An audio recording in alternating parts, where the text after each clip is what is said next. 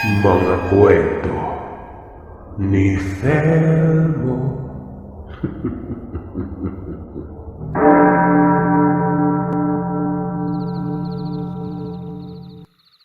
Labing-limang taong gulang ako kung hindi ako nagkakamali. At ito ay mga panahon na para akong pinagsakluban ng langit at lupa. Sobrang pait na nga ng buhay. Mawawalan pa ng pinaka-importante at pinakamamahal sa buhay.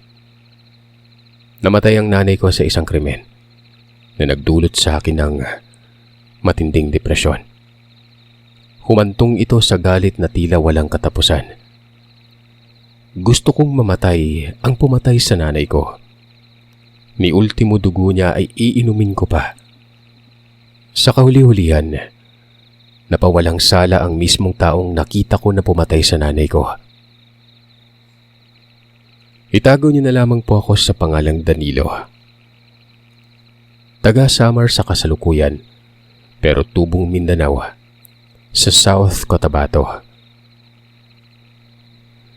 Ulila na ako sa tatay. Maaga siyang namatay at noong nasa edad 4 pa lamang ako noon. Ayon sa nanay ko, tinambangan daw ng hindi kilalang tao. Lumaki ako sa pangangalaga ng nanay ko na itago na lamang natin sa pangalang Nanay Pilya. Araw-araw siyang nasa uma. Ulan at init ay tiniis niya, maitaguyod lamang ako. Kung minsan pa ay tumutulong ako noon. Hanggang sa unti-unti na akong nagkakaroon ng pulidong diwa. Hindi ko alam kung bakit hinahayaan lamang ng nanay ko ang lait-laitin siya ng kaanak niya. Kapatid niya ito na may maayos at magandang buhay. Magkapit-bahay lamang kami. Lupain lamang ang namamagitan. Araw-araw kong nakikita si nanay na sinisigawan. Para bang kung sinong tao na nagpakain sa amin. Gusto ko nung sumabat. Pero pinipigilan ako ng nanay. Ani ay hayaan na lamang daw ito. Palibhasa kasi ay may mga kaya umano sa buhay. Pero nagtataka ako kung bakit ganoon ang turing nila sa amin na para bang masahol pa kami sa daga. Hanggang sa nalaman ko ang dahilan ng tanungin ko ang nanay ko. Ito palang kapatid niyang itago na lamang nating Rinaldo. Naiinggit sa lupain namin. Nasa maayos na lugar kasi ito. Samantalang sa kanila ay nasa padahilig na lupa. Noon pa man daw ay nais ng maangkin ang lupa namin. Gumagawa daw ng paraan nito para manipulahin ang dokumento. Pero nahadlangan ito ng tatay ko nung nabubuhay pa. Kaya hindi nito maagaw-agaw ang lupa. Balang nangyari kasi, itong mga magulang daw nila Nanay Pilya. Nung nagtatalaga na ng kasulatan sa lupain para mahati ng maayos ito, ayon sa bilang ng mga anak. Nagmarunong daw itong si Rinaldo. Ito kasi ang panganay at siya daw ang masusunod, kaya pinili niyang lupain na napasa kamay ng nanay ko. Pero nang namatay na mga magulang, ang lumabas sa dokumento ay taliwas sa kanyang inaasahan. Hindi natupad ang gusto niya. Iniisip na baka nakiusap daw ang nanay ko kaya ang lupaing imbis na mapapasa kanya, napunta kay nanay. Mariing pinabulaanan ito ni Nanay Pilya. Wala naman numanong alam ang nanay dito. Kung tutuusin, ang laging kasama ng mga magulang nila ay si Rinaldo. Ito kasing si nanay, lumaki sa pangangalaga ng tiya niya. Saka pa lamang umuwi ng mamatay na mga magulang. Wala lang si nanay partikular sa lupain. Wala siyang paki dito. Pero bago ang lahat, habang wala pa ang mga papeles, pansamantalang nanatili umano ang nanay sa bahay na kumon. Pinalayas daw siya ni Rinaldo. Itong bahay na ito, yun na ang tinitira ni Rinaldo. Malaking bahay na mula pa sa mga magulang nila. Sobrang daya kung iisipin. Tingnan nyo, inagaw niya ang bahay nang hindi pa lumalabas ang dokumento. Inangkin niya yung bahay, di ba? Walang hiyang yan. Paglabas ng dokumento, nagalit dahil napasa kamay daw ng nanay ang lupain na nasa patagan, na yun sana ang gusto niyang maangkin. Kung ganun pala dapat hindi niya pinalayas si nanay sa bahay. Ang tawag sa Bisaya nito, hakog o bintahuso na pagkatao. Kumbaga, sakim. Tatlo silang magkakapatid. Si nanay ang pinakabutso. Tapos itong pangalawa naman, piniling ibenta na lamang ang kanyang lupaing na angkin kasi nga umiwas sa ugali nitong si Rinaldo. So bali ito na nga. Kitang-kita ng mga mata ko kung paano patay ng nanay ko. Nag-aagaw ang dilim at liwanag ng mga panahon na yon. Umuulan. Papauwi ako galing sa uma namin. Akala ko'y kung ano lang. Akala ko'y nalaglag lamang ang nanay ko. Pero hindi. Nakabonet ang pumaslang sa kanya. Pinagsasaksak ng walang kaawa-awa nun. Nakatiwangwang ang bituka sa may hagdan namin. Hindi ako nakalapit. Nanigas ang katawan ko habang pinapanood ang krimen. Animoy hihiwalayan na ako ng bait nun. Sumasabay sa pagtulo ng luha ko ang pagdagayday ng ulan sa pisngi ko. Napaluhod ako at nagsisisigaw. Pinagdadasal ko noon na anumang nakikita ko. Sana'y panaginip lang. Pero hindi. Yun po ang realidad. Tinanaw ko ang pumaslang sa kanya. Naglakad palayo. Paliko-liko pa yun sa may kasagingan na parabang hindi ito napapakali. Hindi ko siya nakilala gawa ng may tabon kasi ang mukha niya. Hindi ko din magawang habulin gawa ng wala ako sa wisyo ng mga panahon na yon. Lumapit na lamang ako sa nanay ko at hinapuap ang kanyang ulo habang nakadilat ang kanyang mga mata. Hinalikan ko siya sa noo at sinabi kong bakit siya pa. Para akong pinako habang nakatulala. Naroroon lamang ako sa hagdan ng munting bahay namin. Habang nasa sabakan ko naman ang nanay ko. Nakatingin ako sa malayo at iniisip kung ano ba ang nagawa naming kasalanan. Tumingala ako sa kalangitan na galit nun. Nagpapalitan pa ang kulog at kidlat. Sa hindi ko mapaliwanag hindi ko alam kung namamalikmata lamang ako pero nakita ko ang imahe ni nanay. Nakangiti, kinakawayan niya ako at lumuluha ang mga mata. Nang matauhan na ko noon ay humingi ako ng saklolo. Wala akong ibang nilapitan kung hindi ang tiyo ko na si Ronaldo. Nagkagulo. Pero ganun na lamang ang panlalaki ng mga mata ko noon nang mapansin kong may bahid ng dugo ang siko niya. Tapos yung palamengko, nakita ko sa gilid ng taniman nila. Ito yung patalim na nakita kong hawak ng taong walang awang pumatay kay nanay. Nagalit ako. Kinumpron ako at sinuntok. Pero dahil sa malakas siya at malaki sa akin, ginulpi niya ako hanggang sa nawalan ako ng malay. Nagising na lang ako noon. Nasa ospital na. Alam niyo ba kung sino ang nagdala? Itong si Rinaldo. Kahit nasa ganoong estado ako na sobrang sakit ng katawan, tumakas ako sa ospital at umuwi ng bahay. Nakita ko na maraming tao. Mga kaanak namin ng iba. Gumagawa ng kabaong at sa pagkakaalala ko, ito yung plego ng tabla na inimba ko noon. Ni hindi ko naisip, Sir Seth, na ang tabla pa lang yon. Yun pa ang magiging kabaong ng aking ina. Sobrang sakit. Parang hindi ako makahinga. Dinudurog ang puso ko. Naroroon sa loob ng bahay si nanay. Nakahiga. Hinahanap ko itong si Ronaldo. Sabi ko sa mga tao doon, ang pumatay sa nanay ko ay walang iba kundi ang kapatid niya. May lumapit sa akin at sa tingin ko noon ay para itong kinaukulan. Walang uniforme pero may nakasuksok na baril sa kanyang bewang. Ang sabi nito ay wag daw ako magparatang dahil wala akong ebidensya. Ang nakita umanong salarin ay nakabonet at sumakay ng sasakyan at tumakas noon. May nakasaksi daw noon at hindi daw ang tiyo ko. Sabi ko naman paanong nakasaksi wala namang sumaklolo sa amin noon. Kung hindi ako humingi ng tulong ako lang mag-isa doon dapat. Pero sinabi ng taong yun na wag daw ako magmatigas. Kaya daw ako nasaktan dahil nga pinaratangan ko si Rinaldo ng walang ebidensya. Sinabi kong may bakas siya ng dugo. Nakita ko pa ang patalim na duguan sa may taniman. Sinamahan ako ng pulis at nang makarating malapit sa bahay ng tiyo ko. Wala na ito doon. Nakita ko si tiyo. Humingi ito ng tawad at nasaktan niya raw ako pero wag naman daw sana ako mamaratang.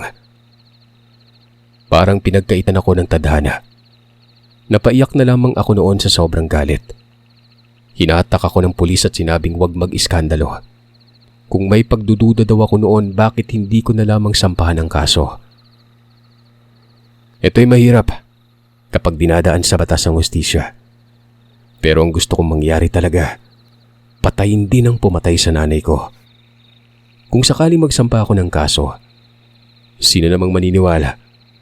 Pabor sa panig ni Rinaldo kasi nga may pinag-aralan sila. Samantalang ako wala. Wala akong nagawa kung hindi ang kimkimin na lamang ang galit na yon. Na kahit para na akong mababaliw, nilabanan ko ito. Nagpakatatag ako. Matapos mailibing ang nanay ay hindi kagad ako nakaahon. Nakamukmuk ako na parang bilanggo sa isang silid na may 2 sulok. Buwan din bago pa ako bumalik sa buhay. Walang araw na hindi ako napapaiyak. Sinisisi ko ang Panginoon kung bakit ang lupit naman ng tadhana para sa amin. Para bang wala siya. Dahil kung meron pa, bakit niya hinayaan ang nanay ko? Samantalang halos gabi-gabi itong nasa altar, nagro-rosaryo. Hanggang sa binalot na ng kademonyohan ang isip ko. Naghanap ako ng paraan kung paano makakaganti. Nakatulad din ng sinapit ng nanay ko na mahirap mahanapan ng hustisya. Isang umaga, habang nasa gilid ako ng bahay nakatulala, sa hindi malamang dahilan, may lumapit sa akin isang matanda. Kilala ko siya. Pangalanan nating Karing. Tandang Karing. Tumabi ito sa inuupuan ko. Hinapuhap ang likuran ko. Hindi ko alam kung bakit tila nagmamalasakit ito sa akin. Ang sabi niya, minamasdan niya raw ako palagi. Naawa siya sa akin noon. Naiintindihan niya daw ako at kung ano daw ang nasa isip ko noon. Ang mga mata natin umano, hindi nagsisinungaling. Pero sa mga mata ng iba, pagdududahan ito. Dagdag pa niya ay dama niya ang galit ko. At kung gusto ko daw makapaghiganti, lumapit lamang sa kanya. Napatitig ako sa matanda. Walang emosyon ang mukha niya. Hanggang sa tumango ito at muling nagsalita. Tandaan umano ang mga sinabi niyang kataga. Umalis yun ng walang lingon-lingon. Tinawag ko pa ito pero walang pagtugon. Habang ako naman nun, lumilipad ang diwa ko sa kawalan. Binabagabag ako sa mga sinabi niya. Kinagabihan habang nagsasaing ako, muling bumisita ang matanda. Dinalan ako ng ulam. Sa naaalala ko'y inununan na isda ito na nabili sa merkado. Inununan Sir Seth, paksiw na isda pero sa lokal na pamamaraan. Matapos kong tanggapin ito, muli niyang sinabi na kung gusto kong makapaghiganti, puntahan ko lamang umano siya. Tutulungan niya ako para sa isang hustisya.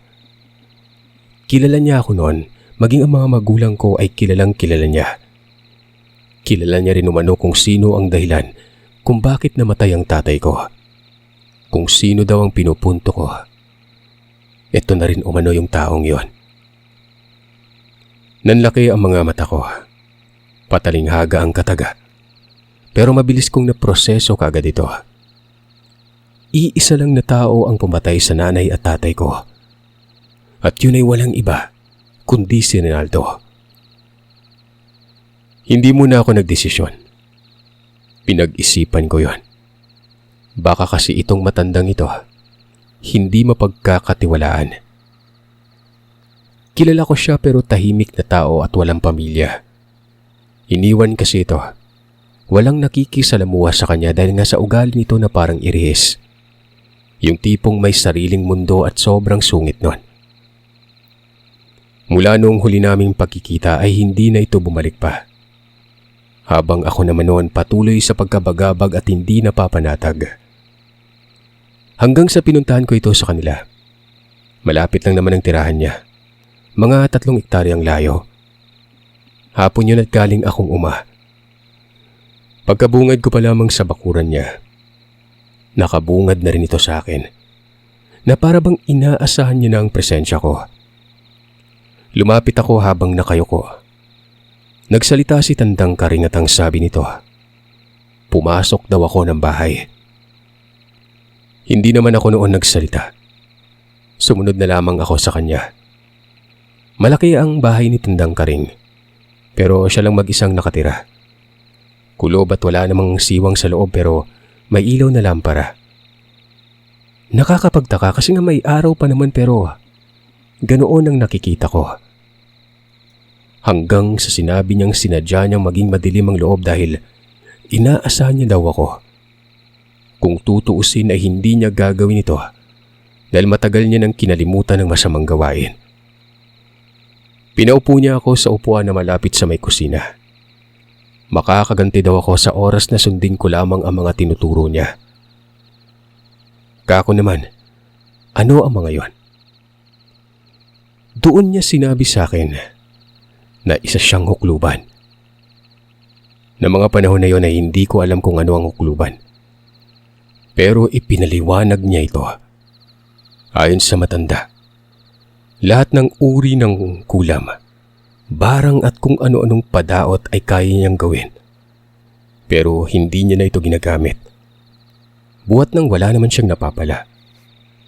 At dahil makakatulong ito sa akin, ituturo niyang lahat. Ako umano ang magiging tagapagmana niya. Naguguluhan ako noon. Hindi ko inaasahan na ganun pala siya.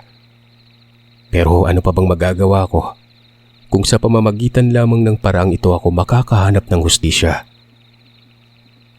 Magdamag ako noong nakataob sa sala. May nakatirik na kandila sa palibot ko. Para maging malinaw kung ano ba talaga ang postura ng bahay. Ganito, Sir Seth. Bungalow, pagkaluma-luma na. Malapad, tapos may 2 silid at malawak na sala. Kung saan naman dito din makikita ang kusina na nakabungad sa banyo. Basta malinis ang bahay at maraming mga kagamitan na mamahalin. Hindi ako nagreklamo noon. Sinasangbit ko lang ang mga kataga na nagmumula sa bibig ng matanda. Wala akong naiintindihan dito maski isa. Basta't sunod lamang ako ng sunod hanggang sa hindi ko namalayan. Nakatulog na pala ako. Pagkagising ko ay nasa sofa na ako. May kape at 2 tinapay na nakapatong sa maliit na lamesa sa gilid. Hinanap ko ang matanda. Hanggang sa nakita ko itong nasa silid niya. Nakaluhod sa isang altar. Ang nakikita ko doon, kandila at 2 uri ng ribulto. Pero hindi ito yung tipo ng ribulto na makikita sa mga Kristiyano. Nakakapangilabot tingnan. Hanggang sa nagsalita ito. Mag-agana daw ako. Dahil mamaya-maya lang, sisimulan niya ng pagturo ng pamamaraan sa kung paano pumatay ng tao ng walang kalaban-laban. Napakunot ang mukha ko. Papanong nalaman niyang gising na ako? Samantalang nakatalikod naman siya noon tapos nikakarampot ng ingay. Hindi ako naglikha. Pero sa kabila ng lahat, sumunod ako sa sinabi niya. Ayun nga, tinuruan niya ako ng barang. 3 klase. Puro masasaklap at nakakarimarim na pamamaraan. Pagkatapos naman noon ay kulam. Pero ang nakatawag talaga ng pansin sa akin, na siyang diniinan ni Tandang Karing para maintindihan ko, ay ang panggagaway o gawain ng isang manggagaway. Laso nito, at ito din ang nagustuhan ko. Ganun pala ang padaot. May magkakaibang uri. Nung malaman ko ng pamamaraan, nagtanong si Tandang Karing kung handa na ba ako noon. Sabi ko naman, anumang oras ay handa ako. Kumuha siya ng sinulid. Inabot sa akin. Itong sinulid na ito ay may karga o manong napakalakas na orasyon. Ito din ay base kay Tandang Karing. Nagtanong ako sa kanya sa kung para saan yon. At ang sabi niya, doon daw ipapadaloy ang lason. Napanganga ko. hanggang sa ipinaliwanag niya sa akin ang lahat nun. Sa oras daw na magsambit ako ng kataga, itong sinulid ay magkakaroon ng buhay. Kung ano ang ipag-uutos ko, susunod ito. Nabanggit niya na umano ang mga orasyon sa akin at yun daw ang para doon. At ang lason umano ay dapat nasa bibig ko. Kako naman, kung nasa bibig ko edi ako ang malalason. Pero tumawa ang matanda. Kailanman ay hindi nalalason ng manglalason, ayon sa kanya. Binigyan niya ako ng garapa. Pinigang talampunay na may katas ng lason mula sa uri ng isda mula sa dagat. Napakalakas na lason daw ito dahil hindi talaga makakatagal ang isang tao. Maglagay daw ako sa bibig ko ng konti. Tapos itong dulo ng sinulid din nasa bibig ko din ang isang parte. Mamamangha na lamang daw ako dahil dadaloy ang lason sa sinulid na parang may sariling buhay. Nasa sa akin umano ang pagpapasya. Kung papatayin ko ba kaagad ora mismo o magdudusa muna. Basta, isasama ko lang daw ang kautusan doon sa pag-uusal ko. Kumbaga, panakanakang pagsambit at susunod ang lason sa kung anong gusto kong mangyari. Hindi ko na lang masyadong ididetalye dito. Malamang ay karamihan sa nakikinig ngayon alam na ang pamamaraan ng lason. Dahil maraming beses na itong nailapag sa iba't ibang platform. Ang tanong nga lang, ano ba talaga ang katotohanan sa pagiging manglalason? Yan ang malalaman niyo sa kwentong ito. Itong pamamarang ito ay tinatawag na pakatay. Dalawang uri yun. Pero ang isa ay para lang sa babae. Yung may mahabang buhok na babae. At dahil lalaki ako, sinulid ang gagamitin ko. Ito ang literal na ginagawa ng isang manggagaway. Gaway nga, di ba? Kung sa Tagalog pa, galamay na parang pusit. Nasa pangalan pa lang alam mo na kung ano ito. Ang iba kasi Sir Seth, iba ang manggagaway umano. Pero ang kabuang konsepto talaga, hukluban. Marami pang sinabi sa akin si Tandang Karing na hindi ko nalang ilalahad. Komplikado at baka may makaisip dyan na gawin ito. Tandaan nyo sa may mga karunungan lamang ito. Kung magmamarunong ka lang, huwag mo nang subukan pa. Dahil baka ikaw pa ang malason sa sarili mong naisip na lason. Tandaan nyo rin na maraming uri ng lason at sandamakbak din ang paraan sa kung paano dumiskarte para manglason ng walang kaalam-alamang biktima. Matapos kong matutunan ang lahat, ayon kay Tandang Karing, hindi daw ako dadaan sa ensayo. Dahil pagsasayang ng karga umano ang ensayo. Kung gusto kong gamitin ito, sa tao daw mismo. Kung sino yung tinutumbok ko, yun na daw ang gawan ko ng ganon. Medyo nag-aalangan ako kaya nga hindi ko kaagad ginamit. Isipin nyo, isusubo ko yung lason. Kung sakaling mali si Tandang Karing, ano kaya ang mangyari sa akin? Ang sabi pa naman niya, na mas makamandag pa umano ito sa 10 banako no kobra. Umuwi ako. Nalalaro sa isip ko ang mga bagay na napakapanganib. Pero sa araw-araw na lumilipas, tila ba naghahabol na ako ng oras doon. Lalo na nang malaman ko na itong si Rinaldo. Balak magbakasyon noon sa Bohol kasama ng kanyang pamilya. Hindi ko alam kung bakit sila magbabakasyon. Ni isang beses ay hindi ko na malaya na ng ibang lugar ito.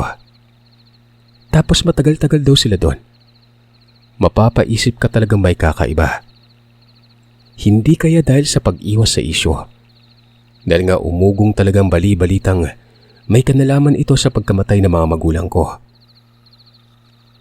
Oo at hindi naniniwala sa akin ang kinauukulan. Pero yung mga taong nakakakilala sa amin, nagdududa.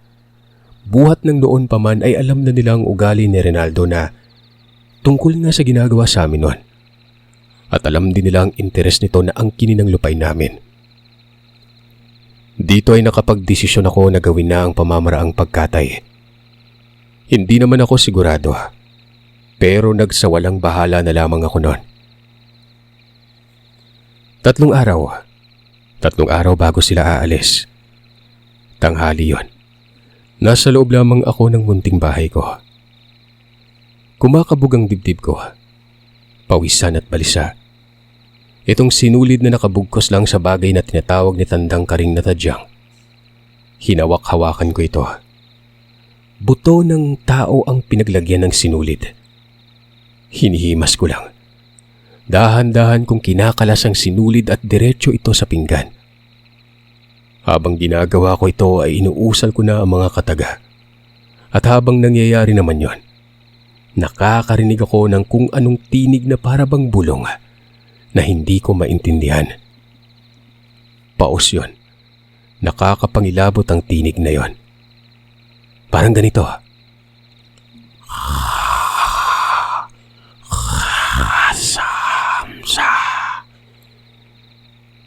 Ganyan na ganyan yung narinig ko, Sir Seth. Nagsisimula na nga akong manglamig noon kahit sobrang init naman ng panahon. Tanghali yun at yero ang bubungan. Tapos nakasarap ang pinto at bintana na kung tutuusin, maliligo talaga ako sa pawis. Pero lumalamig ng paunti-unti ang paligid ko. Hanggang sa para bang nanonood na ito sa kalamnan ko. At dahan-dahan nang iniinda ito ng katawan ko.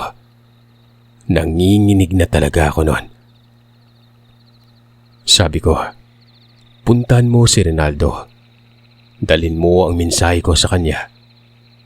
Dahan-dahanin mo ang pagpatay.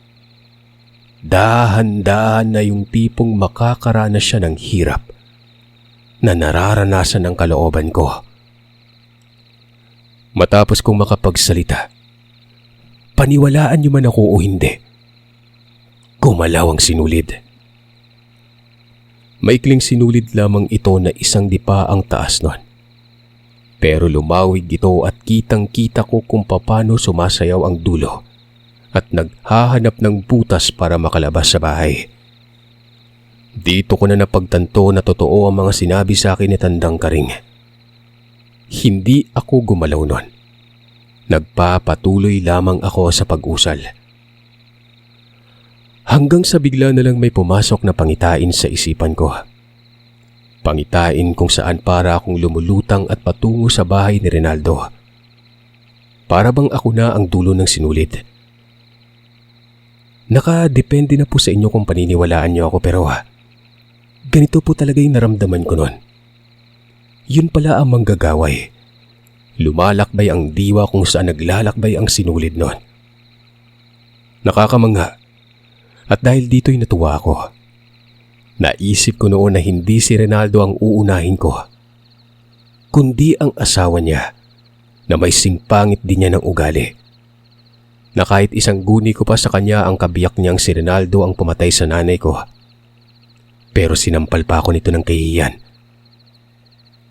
Nung nakita ko na itong asawa ni Rinaldo sa pangitain na pangalanan nating Anta, nagsubo na ako ng lason sa bibig ko. Pagkatapos nun, isinubo ko din ang kabilang dulo ng sinulid. Saktong kakalabas lang ni Anta sa may silid. Nanunuklay pa habang nakangiti. Nakita ko nang naglalakbay na ang lason. Sobrang bilis nito.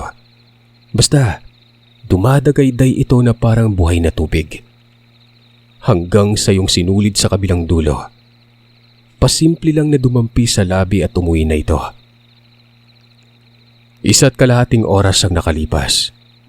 Naririnig ko ang sirena ng ambulansya. Tinanaw ko sa bintana at huminto ito sa tapat mismo ng bahay nila Rinaldo. Kitang-kita ko na pinagtutulungan si Anta papasok dito. Sabi ko sa sarili ko, huwag kang mag-alala. Hindi ka mamamatay kaagad. Pagtutusahan muna ito ng pamilya mo. Sa madaling salita, hindi natuloy ang lakad nila. Si Antay pabalik-balik sa ospital. Ayon sa naririnig ko, walang tigil sa pagdumi ng tubig. Ang kinakain ay lumalabas lang din sa katawan. Kung hindi dudumi, sumusuka. Base daw sa doktor, matinding diarrhea. Habang lumilipas ang araw ay bumabagsak ang katawan nito. Sa tingin ko ay malaki na ang gastos nila sa ospital. hanggang sa may kumonsultang albularyo. Pero ayon naman sa albularyo na yon, normal na sakit lamang daw yon. Biro nyo, albularyo na yon, pero hindi nalaman na isang lason. Ganyan kadelikado ang pamamaraang ito. Hanggang dumating na sa punto, inatake na si Anda. Tuluyan na itong naparalisa. Para bang nalanta ang balat. Putlang-putla. At nakikita ko siya kapag napapadaan ako sa kanila noon. Nakikita ko ni Rinaldo. Tinititigan ko lamang siya ng masama. Susunod ka na. Pero pahihirapan ko muna ang buong pamilya mo. Wika ko sa sarili ko noon. Hindi nagtagal ay dinala na sa Manila si Anta. Pero isang buwan ang nakalipas, bumalik ito. Nasa kabaong na. Nakilamay pa ako doon. Kunwari may malasakit ako. Ipinadama ko na kahit papano'y kapamilya ko umano sila. Pero ang totoo hindi. Hindi ko na sila kinikilalang pamilya. Sinong kikilala sa mga taong lumapastangan sa mga magulang ko? Ito na yung sinasabi ko, Sir Seth. Alam ko namang may masasabi kayo sa akin kaya nilahad ko talagang dahilan kung bakit ako naging ganito. Napakadali lang uminit ng ulo ko. Masagi lamang ako noon. Tinititigan ko ng hindi magandang isang tao. Naglalaro sa isip ko na patayin ka agad ito. Pero mabuti na lang at may natira pang konting awa sa akin noon. Makalipas ang isang buwan. Ito namang pinakabunsong anak ang tinira ko. Kaparehang pamamaraan ang ginamit ko. Pero ang kautusan ko, hindi papatayin. Pababagsakin ang katawan at magkakaroon ng sakit na panghabang buhay. Nabalda ang paa. Lumiit ang mga paa na parang napolyo. Dumaan din yun sa pagsusuka at pagdudumi. Malaki din ang nagastos ng pamilya nila. Nalaman ko nga na ilang bahagi ng lupain nila ay nakasangla na sa ahensya. Isinunod ko yung panganay. At kagaya ng ginawa ko sa bunso, magkakaroon ito ng sakit na panghabang buhay. Nagsususuka din yun hanggang sa hiniwalayan ito ng katinuan. Yung tipong parang nagkaroon ng trauma at nagkaroon ng autism. Nagulat ang mga doktor kung paano nangyari ito. Dapat kung meron umanong sakit dapat nagsimula ito sa pagkabata. Bakit daw doon na lumitaw nung may sapat na edad na? Pero hinahanapan pa rin ito ng paliwanag na baka posible nga yun dahil nga sa madalas na pag-aaway noon na mag-asawa na nagkaroon ng depresyon ito at sumabog nung namatay ang kanyang nanay. Pero ang tanong, bakit parang autism ang nakikita nila noon? Lugmok na si Rinaldo. Ubos na ang kanyang lupain. Ang natitira, yun na lamang maliit na bahagi kung saan dito nakatirik ang bahay nila. Hanggang sa isang hapon, lumapit sa akin ng animal na ito. Nakiusap siya na ibenta ko daw ang maliit na bahagi ng lupain ko dahil nangangailangan talaga siya ng tulong. Kapal talaga na mukha niya. Ang sagot ko noon, bakit ko naman ibibenta sa kung para sa ibang tao ang kita? Sa tao pang alam ko naman na ito talaga ang pumatay sa nanay ko. At malamang ito din ang pumatay sa tatay ko. Hindi siya nakapagsalita. Pero umiiyak ito noon. Naalala mo ba? Kasi ako naaalala ko hanggang sa ngayon eh. Kahit saang direksyon nakikita ko yung nanay ko nakahandusay habang nakatiwangwang ang bituka. Wala akong kasalanan. Ano bang nangyari sa'yo? Pamangkin kita at bakit ko naman papatayin ng nanay mo? Saad ni Rinaldo. Ganito naman ang sinabi ko sa kanya. Sa akala ko, wala naman talaga kaming atraso sa ibang tao, di ba? Ni isang beses hindi ko nakita si nanay na may kagalit na ibang tao sa labas ng angkan natin. Ikaw lang naman ay may galit at noon pa ito eh. Ngayon tatanungin kita, sino kayong pagdududahan ko? Lalo pat nakita ko talaga yung ginamit mong patalim na hindi ko alam kung bakit nawala yun sa pinaglagyan niya. Ano bang nangyari sa pamilya mo? Anong nangyayari sa'yo? Wala akong alam eh, naghihirap ka na ba? O baka gaba na yan? Kinarma ka ng higit pa sa kasalanan ginawa mo sa amin. Umalis ka. May ginagawa ako. Mayaman ka naman, di ba? Mahirap lang kami. Doon ka sa kilala mong makakatulong sa'yo. Mataas ng araw at kailangan ko matapos ang gawain ko. Umalis ka dyan. Dama ko ang tagumpay, Sir Seth. Masaya ako sa sarili ko. Malaki ang pagpapasalamat ko kay Tandang Karing. Hindi ko namamalayan na nakakalimutan ko ng maging tao. Hindi ako takot sa Panginoon. Wala akong nararamdamang takot. Bakit ako matatakot kung hindi man lamang niya sinagip ang nanay ko o maging ang tatay ko? Hindi niya sinagip sa kamay ng mga demonyo. Mga demonyo na naging tulay para maging katulad nila ako noon. Naisip ko ng huling hakbang ko noon. Ang pagkitil kay Rinaldo. Hanggang sa bumisita sa akin si Tandang Karing. Pinagalitan ako. Bakit ko daw idinamay ang iba? Parehas lang naman silang umalipusta sa amin. Kung may awa ang kapamilya ni Rinaldo, dapat pinayuhan ito na tigilan na kami. Pero may ginawa ba? Walang ginawa. Parang natuwa pa. May punto ka dyan, Danilo. Tama ka naman. Pero sana'y limitahan mo. Baka lukubin ka na ng tuluyan ng kasamaan na siyang sinapit ko na dati. Magpunta ka sa bahay ngayon din. Wika niya. Nagtanong naman ako sa kanya sa kung anong gagawin ko doon. Nakuha ko ng gusto ko. Nangyari na rin ang gusto niya. Ano pang kailangan kong gawin malapit nang matapos ang lahat? Anya, may ituturo ito sa akin. Iwas daw ito sa tuluyang pagiging masama. Kahit papano'y may pagkakataon pang biktima ko at may pagkakataon din ako noon. Yan ay nakadepende din daw sa pagpapasya ko. Hindi ko alam noon, Sir Seth, kung ano ba talagang naisituro ni Tandang Karing. Pero alinsunod sa mga sinabi niya, tumugon ako at sumama. Dito ko nalaman na may pangpatanggal pala ng lason at ang makakagawa lamang nito ay ang manglalason. Orasyon lamang ito na kailangan pa rin ng basbas para magkabisa sa pagkatao ko. Magiging kompleto Ricados na daw ako. Ito na ang huling turo niya para maging katulad ko na daw siya. Tumango naman ako noon. Lahat ng pamamaraang pangtanggal ay nalaman ko. Mahirap din na proseso ito dahil kinakailangan kong palakasin ang sarili ko.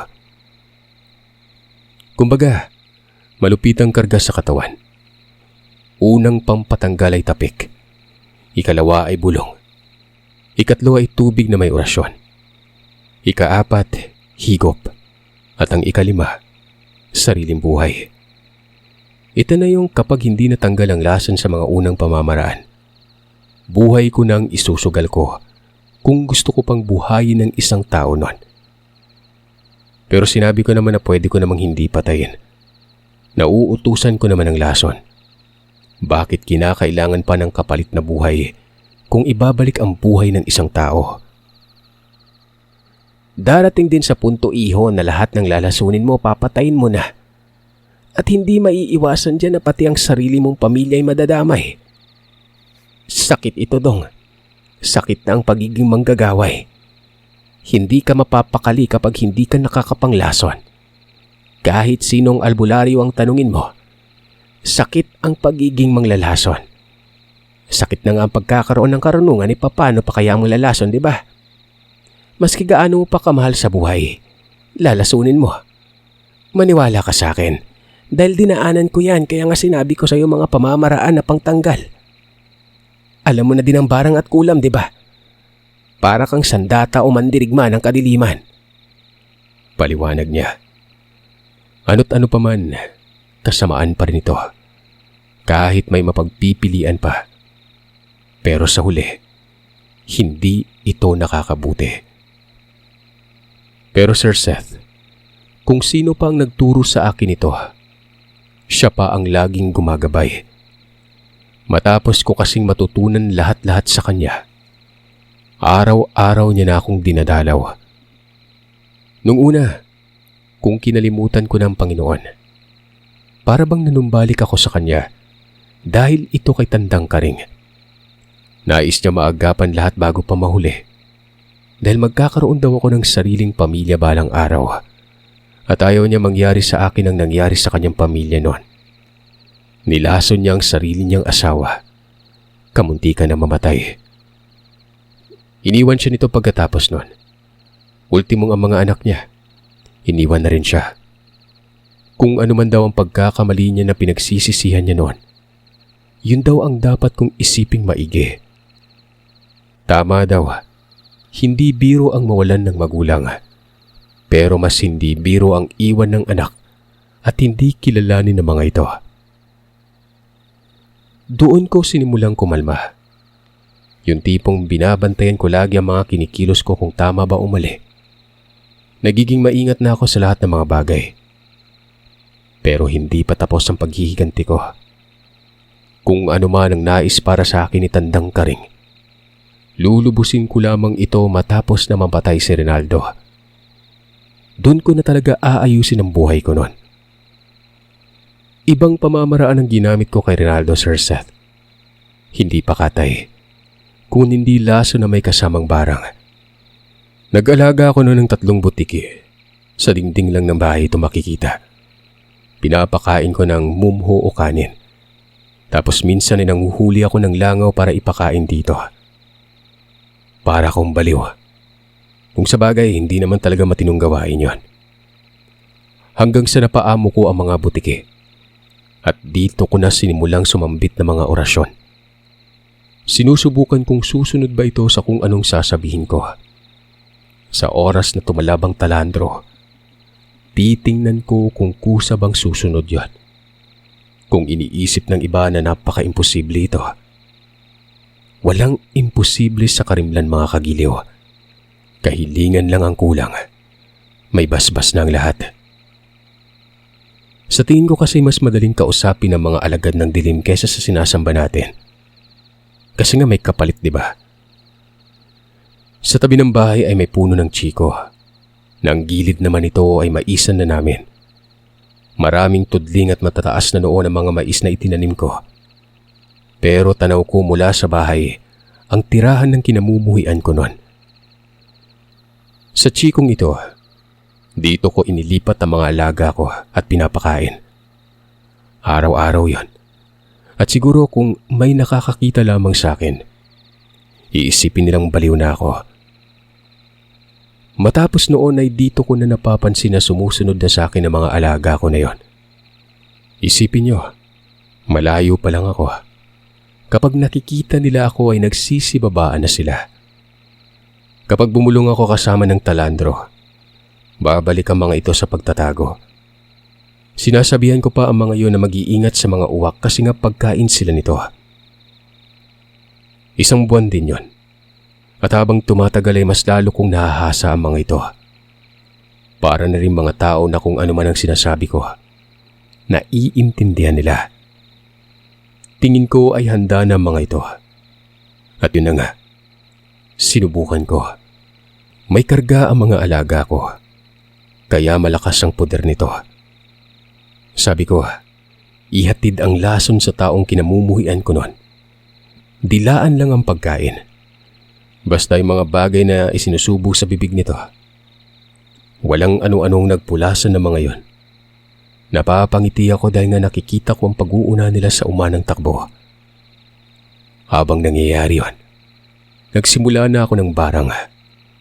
Mga insektong patay na naipon ko at nakalagay sa may sisidlan. Tipaklong, ipis, bubuyog, bulate, tutube, alupihan, at kung ano-ano pa. Lahat ng mga ito ay wala ng buhay. Mabubuhay lamang sila kapag nasa loob na ng katawan ni Rinaldo. Etong mga patay na insekto ay nilagay ko lang sa may bao. Tapos ay tinapunan ng platito. Sa ibabaw naman ng platito, may nakatirik na kandila. Kulay itim. Siyempre para mas malakas ang bisa noon. Iba't ibang dasalang sinangbit ko. 2 oras. Mula hapon hanggang sa nagdilim. Pagkatapos naman noon ay hindi pwedeng buksan ang nilagyan ng mga insekto. Mananatiling nakatakip doon ang tinakip ko. Maliban na lamang kapag naupos o namatay na ang kandila noon. sa oras na buksan ito matapos maubos ang kandila. Wala nang mga sapat doon. Indikasyon na nasa loob na ito ng katawan ni Rinaldo. Paglabas ko ng bahay, habang bitbit ang maliit na lampara, sinuri ko ang mga alaga ko noon. Pero ang bumungad sa akin doon ay si Tandang Karing. Nakaupo ito sa ginawa kong maliit na bangko na nakalagay sa gilid ng chiko. Nakatitig. Hindi ito galit pero alam mo yung itsura niya na parang namamangha. Ang sabi niya, napahinto siya sa may chiko. Ramdam niya umano ang presensya ng talandrong nagmula sa kanya dito. Ginamit ko pala ito para magkaroon ng alaga nun. Yung payo niya daw na hindi niya minsan ginawa, ay nagawa ko noon ng walang kahirap-hirap. Wala kasing alaga si Tandang Karing. Hindi niya rin naisip na magtsatsaga ako para sumunod lang sa akin ng mga butiki. Masipag daw ako sa larangan ng karunungan. Dagdag pa nito, magiging delikado daw ako. Sana'y isa-isip daw lagi ang mga paalala niya. Ang sabi ko sa kanya ay pagkatapos ng mapaslang si Rinaldo, sinabi ko din na ang mga alaga ko ang inutusan ko na maghatid ng lason. Pero hindi lang lason ang makakarating dito. Binarang ko din siya. Nanlaki ang mga mata niya. Tama naman daw ako. Ang pag-utos sa sinulid ay kaparehang konsepto lamang sa pag-utos sa mga alaga. Yan ay kapag sinanay ko ito. Patingin nga. Wala naman akong barang na nararamdaman dito. Saan ba? Mungkahi ng matanda nun. Sumilip siya sa loob. Sabi ko sa kanya, ang barang ay natatakpan pa. Kapag naubos ang kandila ay mararamdaman niya na ito. Napapailing si Tandang Karing. Ayon sa kanya, kaya pala. Tumawa si Tandang Karing at sinabing mali daw ang pamamaraan ko. Dapat ay sa malaking sisidlan daw. Kagaya na lamang ng kaldero o hindi naman kay malaking lata. Pero bakit ba o panakahoy naman ito? Mukhang hindi daw magkakabisa yon. Sabi ko naman tingnan na lang natin. Hindi pa naman nabubuksan ang takip. Mamaya at mag-antay lang siya dahil malapit nang maubos ang kandila nun. Sinadya ko din na maikli lamang ito na sasapat sa oras na kinakailangan ko. Dahil kapag mahaba ang kandila, aabuti ng kinabukasan. Noong mga pasado 10:00 na ng gabi ay natunaw ang kandila. Nawala ng mitya at namatay na ito ng kusa. Para bang kinakaba ng matanda. Siya ang nagbukas doon. Ganoon na lamang ang panlalaki ng kanyang mga mata. Wala nang laman ng bao. Nagtanong siya sa kung anong insekto daw ang ginamit ko noon. Sabi ko lahat ng nakikita ko sa paligid. Marami? Di ba sabi ko isa lang? May epekto ito sa katawan mo kapag marami. Kinakailangan nila ng lakas mo. Sobrang lakas mo, iho. 2 insekto pa lang babagsak na dapat yung katawan mo. Pero ngayon sa nakikita ko'y masigla at masaya ka pa. Hindi ko man lang naramdaman na kumulang ng konti ang karga mo sa katawan. Napapanatili mo ito. Anong klaseng tao ka? Siguro dahil ito sa galit mo na walang mapaglagyan. Hindi ko naman po alam na bawat isa may lakas na kukunin sa akin eh. Wala ka naman pong sinabi na ganun kaya dinamihan ko na. Sino bang mag-aakala na mabubuhay ko silang lahat? Kinikilabutan ako sa'yo, Danilo. Tandaan mo wag na wag mong lulubusin ha. Hindi ko alam kung ano mangyayari sa'yo. Sa ngayon parang hindi ka na matatapatan eh. Baguhan ka pa lang pero parang wala kang makakapigil sa'yo. Kahit pa gaano ka bihasa, walang panama sa'yo. Lalo pa kapag napalakas mo pa yung karunungan mo. Ultimong mga salita mo lang, sasabay na dyan ang maldisyon. Ganyan ka kalakas. Pwede kang kumulam sa pamamagitan lamang ng pagtitig. Kahit bulong ng harapan sa isang tao. Sana pala hindi ko sinagad yung pagturo sa'yo. Huwag po kayo mag-alala. Hindi ako magiging ganun gaya ng inaasahan mo. Sabi ko noon.